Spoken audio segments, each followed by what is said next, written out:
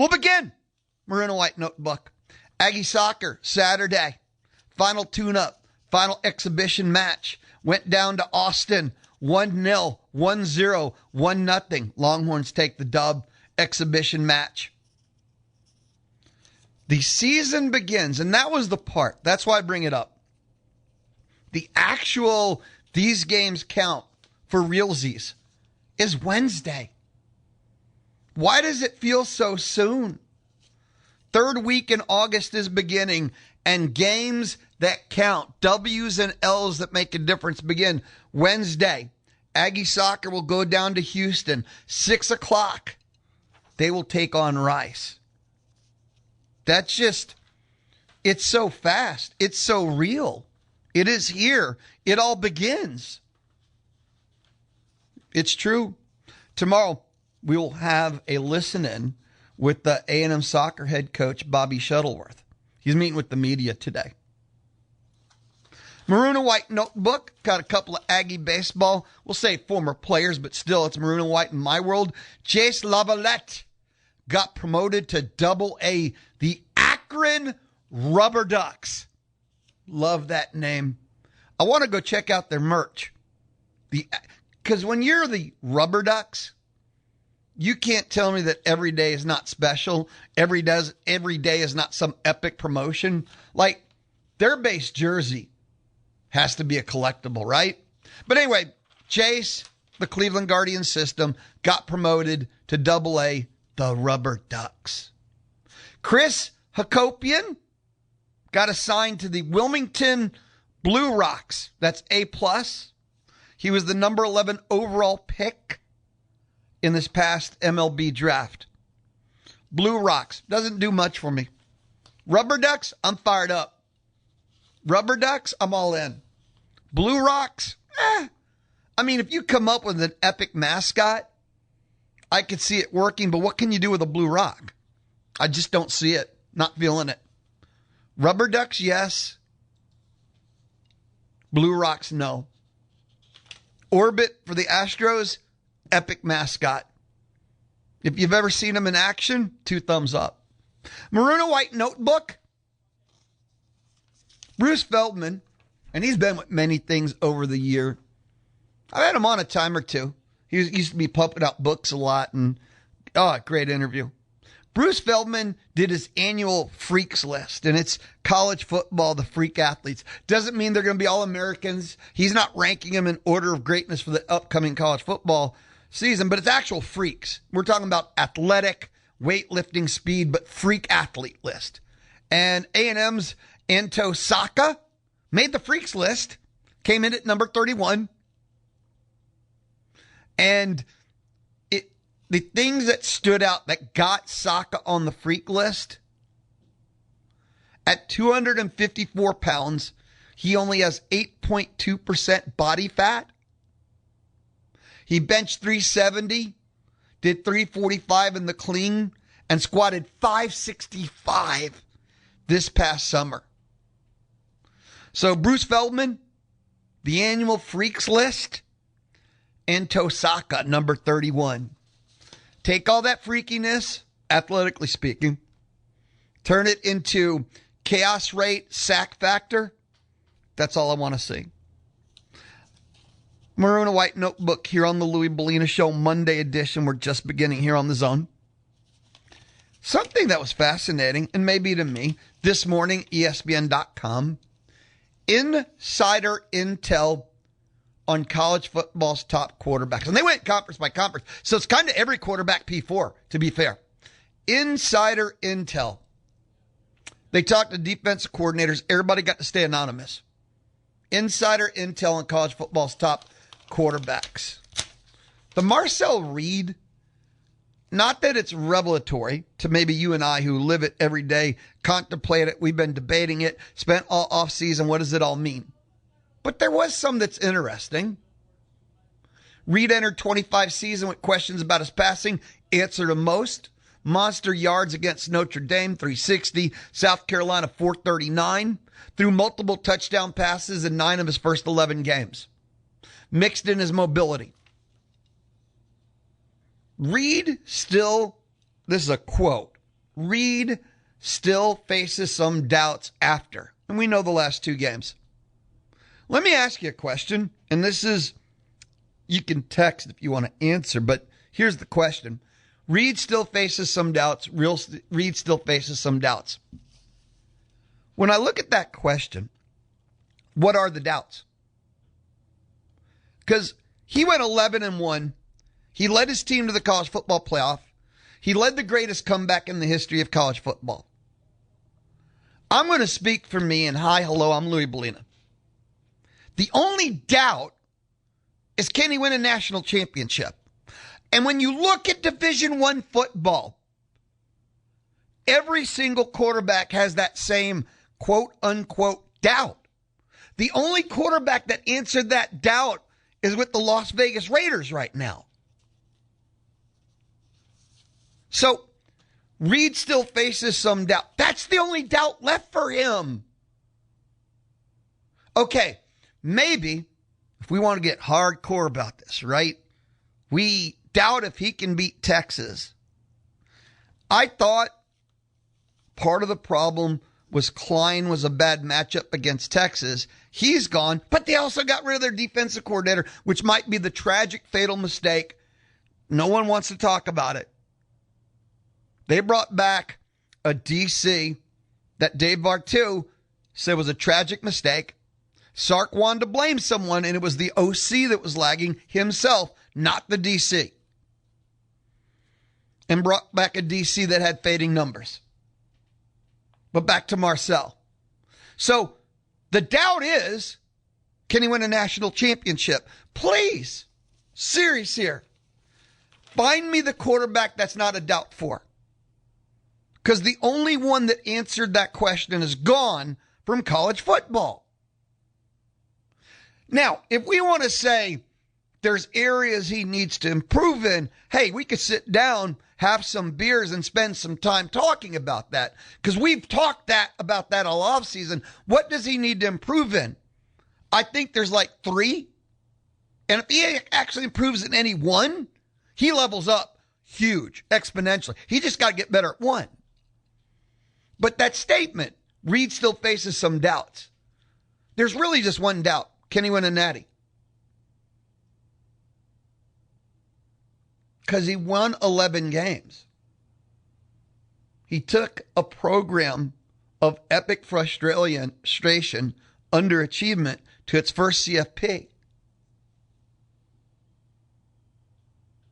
The doubt is, can he win a natty? Which is true of every single quarterback in D1. That's how I approach this. Now, what? And remember, this is insider intel. So this isn't what ESPN's college football guys say. This isn't what Louie Bellina says. What did the insiders say? Anonymous SEC DCs, all of them. Quote, you've got to do a good job of confusing Marcel. We know this. But here was the thing. Quote, the people that have been able to stop the run and play zone defense, he's had a hard time against. And that one, play zone defense, play zone defense, play zone defense, play zone defense, is gospel. And I've never understood that. Why does he struggle so mightily against zone defense? I believe part of it is his accuracy. Against zone, it requires the read and then the accuracy. And for as many starts as he's had, his reading speed is still too slow at times. And he still has accuracy problems. You don't have space to be high, wide, low, left, right against zone defenses. You can't read it and then throw it after the read. It's almost has to be at the same time. And he struggles with that. But zone defense is exactly how you confuse and frustrate him. And a zone defense is about taking what's there. Zone defense is about patience. A zone defense is not supposed to be able to shut down a quarterback.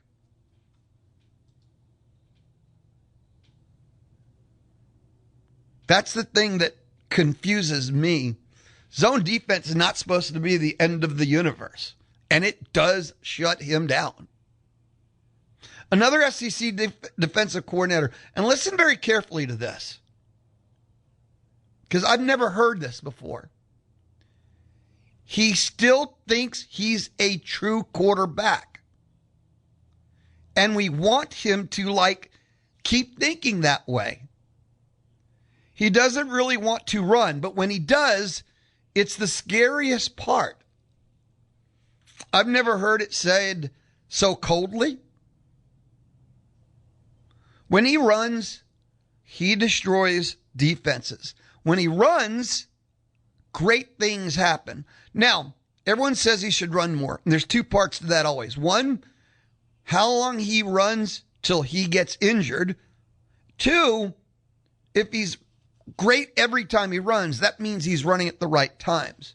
When is there diminishing returns and he's running just to run? See, there's no answer to either one.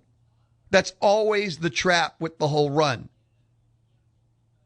But, quote, he still thinks he's a true quarterback, implying he's not. I've never heard that before. That is cold, actually. And we want him to keep thinking like that. Keep thinking that way. And that's from ESPN.com, insider intel on college football's top quarterbacks. Again, completion percentage, not good enough. I complain about down to down. And when he misses, it is large as day. But he's an 11-win quarterback. Greatest comeback A&M history. First ever CFP. You can't do that by accident. You don't luck into that. And he sure the hell did not get carried into that either. That's the truth of the whole story. How many moments was he directly responsible for? Oh, about 10. Marcel is one of the more fascinating discussions about Aggie football in a long, long time. I need a timeout. This discussion is not stopped. When we return, we'll pick it up there. This is the Louie Bellina Show, presented by CC Electric. It is Monday, and we have just begun here on The Zone. Spend your summer with The Zone. Crank it up a notch. This is great. Where Aggie sports is a way of life. The Louie Bellina Show, Monday, just beginning. Coming up 11:35, listen in Aggie football players, Ashton, Bethel-Roman, and more. 11:56, high school football update, thanks to Kelly Dozer. 12 o'clock, not normal to Monday. What's normal about the Louie Bellina Show? I'll let you answer that. I'm not going to touch it. 12 o'clock, Tony Catalina, Gig'em 247, inside the Charles Schwab studio. 1 o'clock, Brett Ciancia, Pick 6 previews. He'll join us on the D4 Land Services hotline. Do not forget, you can text 979-693-1150. Light up the inbox. We're kind of talking Marcel Reed Aggie football. Inspired by ESPN.com insider intel on college football's top quarterbacks. And really, they take a look at every conference, P4, top 4 quarterbacks, 6 maybe, depending on the conference, college football national championship. And the Marcel Reed one, Reed still faces some doubts. What are they? The only doubt left for him is, can he win a national championship? Can he lead a team to the CFP? Yes. He won 11 games. Is he one of the top quarterbacks in the conference? Yes. Can he win a national championship? Doubt. Every single quarterback in D1 this year has the exact same doubt. The only one that won one is with the Raiders. So that's really not a revelation. But to anonymous, might have been the same. Just anonymous defensive coordinator. Nailed it. Just run zone defense. You can run zone defense against him every day. He still hasn't solved it in his entire time. 2, and this is the one that he still thinks he's a true quarterback, and we want him to keep thinking that way. He doesn't really want to run, but when he does, it's the scariest part. That's the sentence. And with him running, there's always the 2-part debate. 1, how long does he run till he gets injured and your whole season's tanked? Or if you're a running quarterback, it doesn't matter. It's what you do. Then B, with this whole run, when he does run, he breaks the will of defenses. He has single-handedly destroyed them. But that means he's running at the right times. If he runs more, is he running just to run, and then he'll start running at the wrong times? See, that's a scarier debate conversation. But he thinks he's a true quarterback. They're implying he's not, by the way. He still thinks he's a true quarterback and want him to keep thinking that way. And for me, he's doing a natural progression curve where in modern college football now, you just take the transfer quarterback who's already developed to that point. A&M's developing their own quarterback. This year is like the final exam for him, even though he has he has an extra year after this year. But this is the year where he should be in his full developed form, where he's not reading late, throwing late, and he can be better down to down. That's it. But since he started so young, probably a year before he should have, right? But injuries put him in there. And he's learning on the job. This year, he should be on a natural progression path.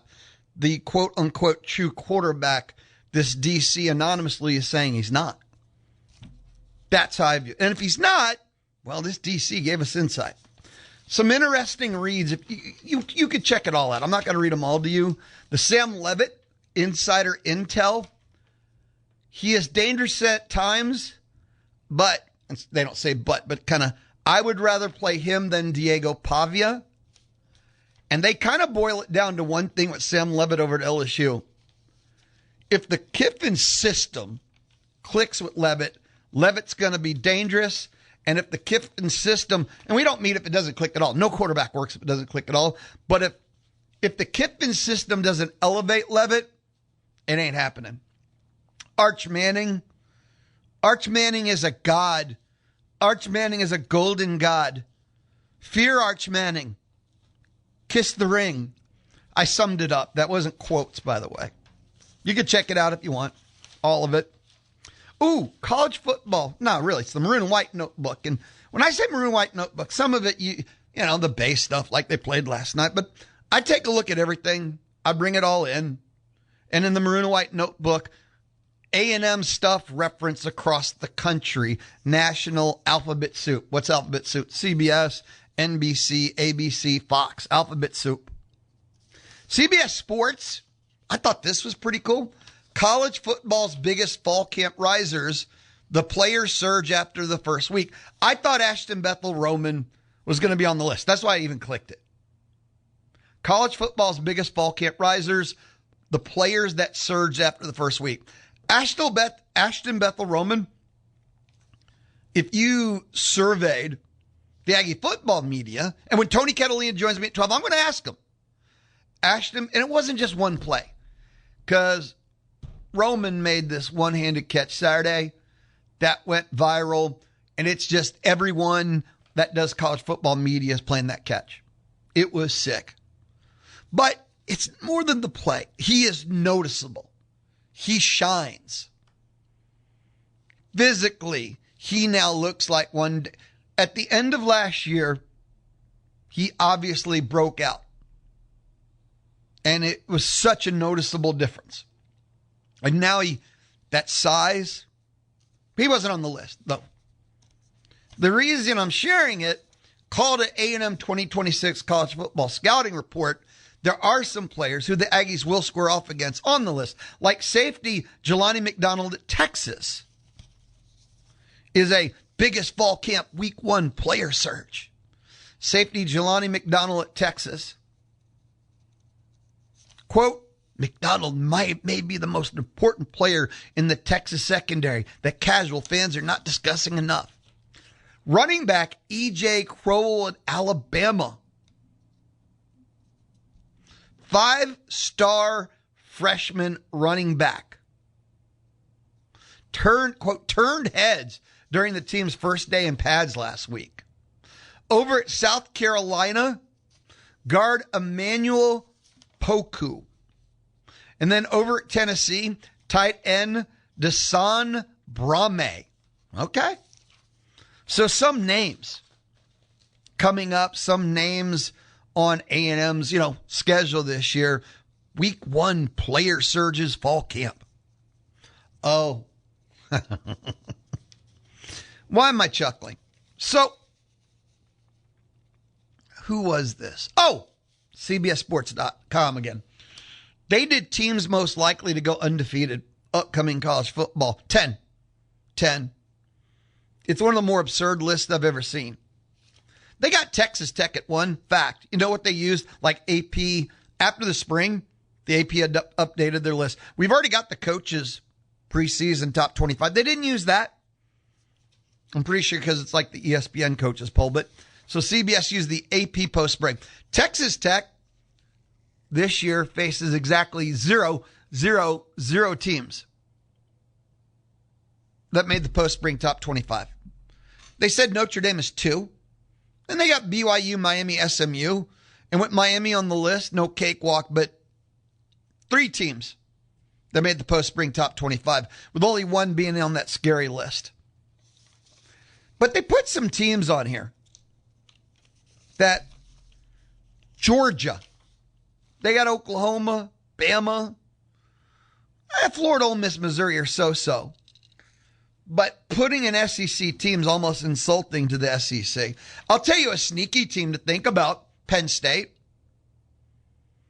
They have 3 teams only from the post-spring AP top 25, and it's USC, Michigan, at Washington.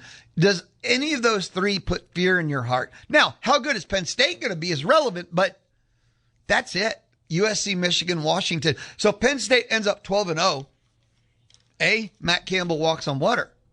But B, their schedule lent you to it. What if I said NC State? What?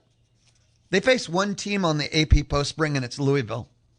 Lou, why are you even sharing this? Because they've got, this is 10 teams that most likely to go undefeated. And they use the AP post-spring top 25. They put Texas on the list. And over the decades of Aggie football fandom, it's like a running joke of the media love for all things Longhorn. It's not a joke. It's actually like a fact. Texas has Ohio State, Tennessee, Oklahoma, Florida, Ole Miss, Missouri, LSU, and Texas A&M. At Tennessee, at LSU, and at A&M. Texas is going to face like 4 teams in the top 10, 8 top 25 teams from the post-spring. So, in what universe do you pick any team? I don't care about the name. I don't care about the logo. I don't care about the color. In what team do you pick as one of the 10 most likely to go undefeated? A team that has 8 top 25 teams on their schedule. Like, what reality is that? Oh, because the name Texas is on the jersey. Like, 0, stop, no. I get it. Look, I'm someone who kind of gets it. The Longhorn talent level is insane. They paid for it, and I think they got their money's worth. But their schedule is just insane. I just told you, 8 teams in the post-spring AP top 25. That's how many they're playing. 8. And we can argue about how many of them are legit top 25. That's a different conversation. And you pick them as one of the 10 teams most likely to go undefeated with 8, including like 3-4 in the top 10. Just stop. Don't try and sell me that, because, I'm not buying any of it. It's not that I'm not buying Texas as a CFP team. It didn't say I'm not buying them maybe to win the SEC, but undefeated on that schedule, huh? That's one of the 10 best you could come up with? No. Just no. When we return, Aggie football players, the listenings begin. It's the Louie Bellina Show. Yes, this is. It is Monday, calendar reading skills enabled, and this is The Zone 1150 AM and 93.7 FM. Can't reach your radio? Listen to Aggie Football online at radioaggieland.com. Time now. Listen-ins. In fall camp, we do it in their words. Like today, it's the Aggie football players who spoke Saturday after practice. We begin, and he put on a show. Ashton Bethel-Roman. 3 days into practice, just what's kind of been the impression of this wide receiver corps from your perspective? We some animals, man. We some dogs and animals. Like, we just all, whether it's the older guys or it's the younger guys, we all hungry. We all want to eat. What's been a highlight maybe that stood out to you that maybe one of your teammates has made so far? I don't know. We got a lot of them, man. Got a lot of them. Terry just made a little one-hand catch. That was pretty good. AG been showing out. He been doing his thing, getting up there, climbing up the ladder, getting the ball. Zay made a couple plays. We all making plays. A lot of plays being made. Hard to keep up. On the other side of the ball, the secondary, obviously you guys have to put on a foot there. What have you seen from some of those guys, one-on-ones and stuff like that? I like Ricky. I like Ricky. He fast. He get there. He get to the spot. He's strong too. Julio, he's strong, real strong. Dez, he real poised. They got dogs on the other side of the ball. Not as much as us, but they got dogs. How have you seen your role play or your role change as the older guys move on, younger guys move as a veteran on this team? Yeah, I've been a little bit more vocal. Usually that's not who I am. I'm not. I've never been the loudest person in the room. If I could avoid confrontation, I try to. But I just got to mature, getting older. So try to show what I was shown by the Mooses, the Jades, the Knowles that I came in with. That just show the little guys like how things operate, how things work. You mentioned the one-handed catch from Terry today. Just what growth have you seen from him this offseason? What do you think he can accomplish this year? I mean, he always been a dog. He a dog now. He always been one. That ain't never changed. He might not be the tallest. He might not be the fastest. But he a dog, and he gonna keep being a dog. What have you felt like you've been focusing on in the offseason to make points of growth from last season? Just yak, attacking the ball, yak, and intermediate routes. Everyone knows I go deep. I can run past you, but I want to focus on intermediate routes, just the nuances of the game. Do you feel like as a receiver in that ring that not enough people are talking about? What'd you say? I can hear you. Do you feel like as a receiver in that position that not enough people are talking about right now? I got 3. TK Norman. TK, he like, and 2 of these 3 was kind of like me. Like, he got all the potential in the world. He just got to put it all together. And he's putting it together. Like, he's putting it together. TK, he's there. He getting there. And we got Jay Warren, Jaden Warren. He fast. And, like, he was just like me my freshman year. I was all speed. And I'll get in my head so much trying to learn the plays, trying to know how everything's working, bullets flying when we get out there. So he at that spot, but he gonna get it. And then Kelshawn Johnson, he been working. Kelshawn, he's showing the most growth out of everybody in the receiver room, hands down. Kelshawn been working. Like, he been working his ass off. Excuse my French. I know it's still early, but what have been some of your favorite moments of competition between the DBs, the wide receivers, and how much are you just looking forward to the overall competition the rest of the camp? My favorite moments, I don't got one in particular, but it's always, I set the setting for you. When the DBs, they chirping, that's what they do. And then receiver make a play, shut them up, you start chirping back, and then vice versa. They just keep on happening. That's just football. That's competitive spirit right there, and I like that. Who's the best chirper on the team? I was Dez. Dez don't stop. I think we're going to talk with Julio here in a few minutes. Just, what have you seen from him in particular? Maybe a guy that didn't see the field too much last year, but is a guy that's competing for a spot right now at camp. Like I said, man, he is a dog. I'm not gonna lie. I've been saying the word a lot, but he's a dog. I'm not gonna lie. He's strong, man. He's really strong. When he long arm you, when you're trying to get off that ball, you're gonna feel it. So he's been working. I see it. I see he's been trying to be working. He a good boundary corner right now. He a good boundary corner, and I like him. I like him a lot. As somebody who goes up against him every day in practice, why do you think Coach Oko called this secondary the best he's coached? Man, I can't speak. I can speak on the safeties too. Tafiq good. He be coming down, hitting stuff. rat. That's his motto. That's what he do. That's something wrong with him. But our safeties are real poised and real smart, real smart. They know how the game works. And our corners, all of them are fast. That might have been something we not had a lot last year, but all of the corners now they fast and they real physical. How much healthier do you feel now? I know you had the injuries last season, some in the spring. Just how are you feeling now, and how good is it to be kind of back to yourself? Feel good, man. I hate gaining a whole bunch of weight, then getting hurt, losing all of it, and doing it all over again. So I feel good now. Shoulder great, ankles getting better. Just trying to stay healthy, trying to and show out for the team. What have you seen from Marcel? Obviously, second year as a starter, captain now. What kind of growth have you seen from your quarterback? A lot of growth in terms of how he speaks with the receivers. He wants our POV. He wants to know where we want to put the ball, stuff like that. Where we want him to put the ball, stuff like that. He's been more poised in terms of how he plays the quarterback position. He's been way more poised than that. He's calmed down. He's taken a step back and he's played his game of football. So I like that. Coach said Brady Hart is the number 2 guy going into camp. What have you seen from him, and why has he kind of separated himself at least coming into camp? Because Brady let it fly. I like Brady. He let it fly. I'll be running these taper fades, these posts, all these long routes. He let it fly every time. I love him.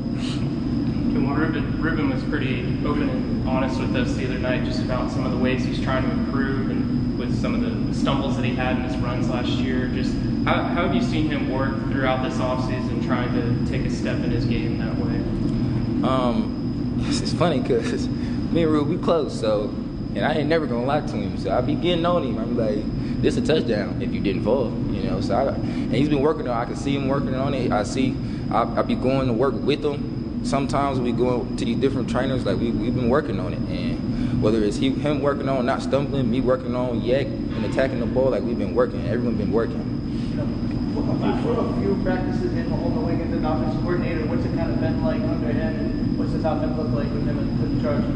It's like it feels like I've been in this offense for like years. Like, yeah, I mean, don't get me wrong, it's not insanely different from what Coach Klein had in place, but his version of the offense is very easy to learn, and I feel like I've been in it for years, like years and years, and it's very good. All right, thanks, guys.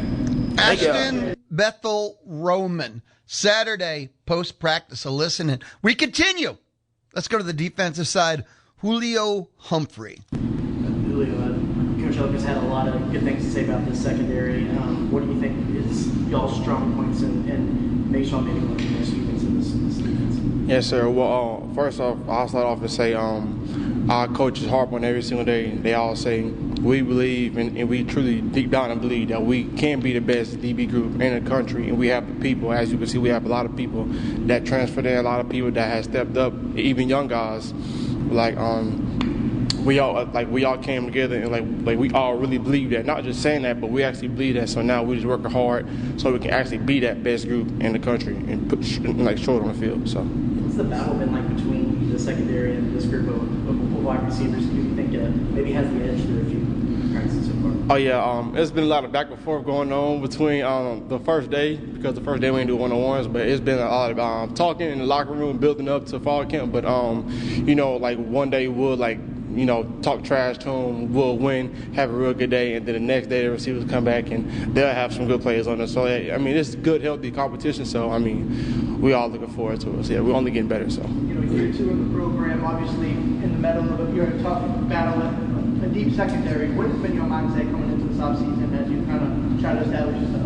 Right. So I mean, every day before I step on the field, and every day when I wake up, I tell myself like, every time I step on the field, I'll play every play like it's my last. Like, no matter if it's like going up for a pick or if it's diving for a PBU and it's hot outside, who cares? I mean, it's temporary. Like what I tell myself in my head, I say the heat is temporary. You only gonna be tired temporary, like a couple plays, and then you're gonna be back good. So I mean, I just play every play like it's my last because the pain won't last for long. So I just play every play like it's my last and go all out. What was last season like for you, and just what maybe kept you going and motivated when maybe you weren't seeing the field maybe as much as you'd like to? Well, really, when I came in, I was competing and everything, but I've been playing field and boundary a lot last year, and I just stayed down because I knew eventually, like, the harder I work, because last when I came in, it was a lot of different things that I did from compared to Georgia, like backpedaling. We never backpedaled at Georgia, different schemes, stuff that I never seen before. But I mean, once I started picking everything up, probably like around December, January, I started like everything started to show, and I knew about around this time coming back next year, I knew I'd be where I'm at right now. And are you more settled at field or boundary right now? I've been playing boundary the whole entire spring, and I've been playing boundary the whole fall camp. So I feel pretty good in the boundary, getting my hands on freshman. Yeah. A lot has been said about maybe the lack of interceptions last year. So what do you think the key is to securing more? And then also, what are you guys emphasizing in practice to ensure you get more?